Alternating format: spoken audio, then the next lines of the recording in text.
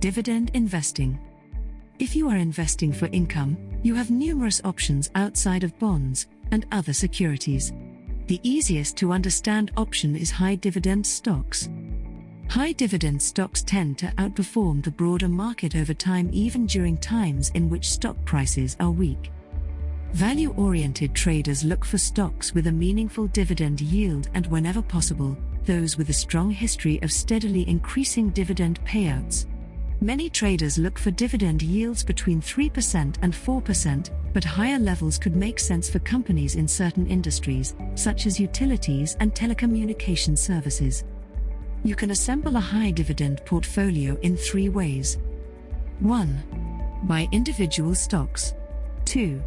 Invest in dividend-focused mutual funds. 3. Utilize the wide range of dividend ETFs that have been created in recent years. Investing in dividend stocks is highly recommended.